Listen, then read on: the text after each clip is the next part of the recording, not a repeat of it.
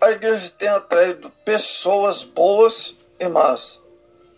Contudo, o Senhor não permite que seus servos colher o joio, para que o colher o joio não arranque com ele também o trigo. Daí Jesus disse: deixar crescer ambos juntos até a colheita. Esta é a parte 2 da parábola do trigo e do joio. O verso 29 e o verso 30.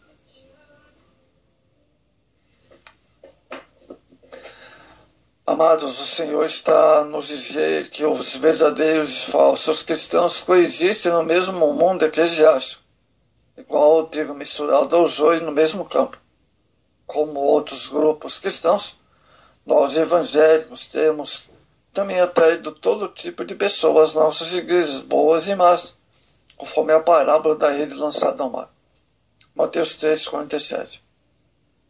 A parábola do trigo e do joio reveste de particular importância para nossos dias. Ela tem um propósito eminente de corrigir as expectativas muito altas que muitos têm em resposta à pregação da palavra. Há grandes ensinamentos, amados, nesta parábola. Ela ensina que o bem e o mal sempre serão achados juntos. Ao fim do mundo é que a igreja visível nos apresenta como um corpo de Cristo, corpo místico de Cristo. Ela é um vasto campo onde crescem lado a lado trigo e joio. Devemos estar preparados para encontrar crentes incrédulos, convertidos e não convertidos, os filhos do reino e os filhos do maligno, todos misturados uns com os outros em todas as igrejas com pessoas batizadas. Bem mesmo a mais pura e fiel pregação do Evangelho conseguirá impedir esse estado de coisas, o crescimento do joio. Ele tem existido em todos os séculos da igreja. Tal foi a experiência dos primeiros pais da igreja, dos reformadores. Continua sendo a experiência atual dos ministros de Deus. Segunda coisa, somente Deus pode arrancar o joio.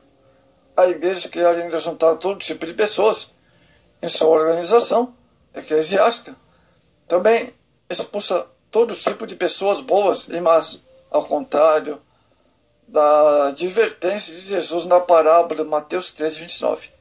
Dessa forma, elas ignoram a ordem do mestre: deixa ambos crescer juntos até a colheita. Essas parábolas fazem pensar, dão a ideia do que Jesus quer dizer sobre o Pai e como deseja que nós parecemos com ele. Lucas 6:35. Por toda parte há joio e trigo. Terceiro ponto importante. Amados, a preocupação principal do cristão é preservar o bem. As pessoas ou o que deve ser salvo tem prioridade. No entanto, Deus proclamou a vitória do crente no convívio com o mundo, como lugar onde se constrói o reino e se faz acontecer salvação. Mateus 5:14. Os operários do reino têm trabalhado no meio do mundo, participando das realidades da vida do povo e transformando como um fermento faz com a massa. Lucas 13:20. Amados, agora a igreja floresce no território do inimigo.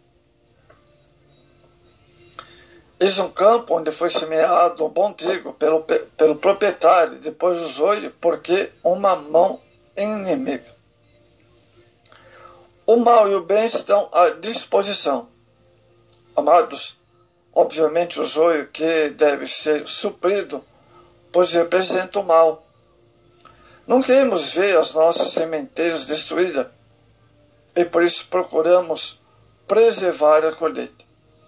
Mas a vida complexa que é a nossa, as coisas raramente são bem distintas. O mal e o bem estão implicitamente ligados.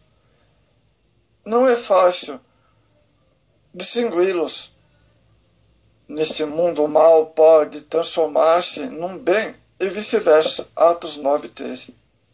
Evitemos arrancar demasiado depressa aquilo que parece mal. 2 Pedro 3:9. Daí Jesus disse: deixai que eu seja um e o outro, o trigo e o joio. Verso 30. As duas plantas têm em comum o fato de crescer no mesmo campo. É uma lógica que reúne, em vez de separar. Lucas 10, o verso 13. Essa lógica não faz temer que o mal sufoque o bem. Assim desejamos suprir as emissões, filmes de violência que contraem a juventude. Desejamos suprir os ditadores que esmagam a democracia e a liberdade do seu povo. Desejamos arrancar os cartazes publicitários que transformam uma mulher em objeto sexual, infelizmente. Desejamos libertar nossa sociedade de ladrões e delinquentes de toda espécie, mas não é fácil ver o que extremos esses desejamos legítimos podem nos atrasar, mas antes anunciar o Evangelho a eles. Ao destruir o que é mal ou aquilo que entendemos como mal, do nosso ponto de vista, arriscamos-nos a destruir também o que é bom. Gálatas 4:17. É indispensável aceitarmos a coexistência até a colheita, o arrebatamento ou o juízo final. Todavia, isso não significa que devemos fazer nada, que devemos deixar-nos invadir, combater o mal que ainda por cima não sabemos identificar claramente. Talvez não seja a nossa principal função, mas, importando que isto é suscitar, desenvolver o bem e abrir mão de novas perspectivas, vencer o mal com o bem. Romanos 12:21. Olha só. Segundo ponto importante, que a igreja floresce no território do inimigo. A igreja segue o exemplo de tolerância de Cristo. Cristo semeou boa semeadura, pregando, exemplificando o amor entre os homens. Mas os supostos herdeiros de seu apostolado, que são os joios aparentando ser trigo, movido pelo egoísmo, orgulho, começaram a criar hostilidade e dissensões. Veja 2 Coríntios 11, o verso 13 ao 15. Ultimamente, amados, nesse multiplicado número de igrejas no mundo, com um ministério organizado, sustentando dogmas ininteligíveis, preconizando e mantendo os chamados cultos shows, infelizmente.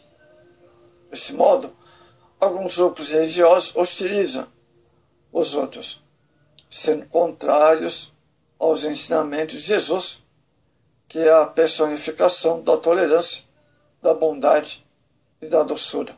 Mateus 9, 38-41. Terceiro ponto. Os frutos fazem distinção entre o trigo e o joio. O joio, ao brotar, é muito parecido com o trigo, e arrancá-lo antes de estar bem crescido seria inconveniente. Por essa razão, por razões óbvias, na hora da produção dos frutos, em que será feita a distinção entre ambos, já não haverá perigo de equívoco. Será ele, então, atado em feixes para ser queimados. Mateus 13, o verso 29 e o verso 30.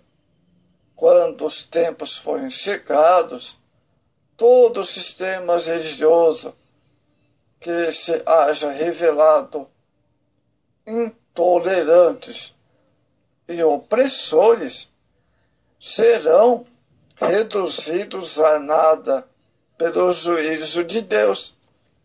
Atos, capítulo 5, o verso 36 e o verso 37.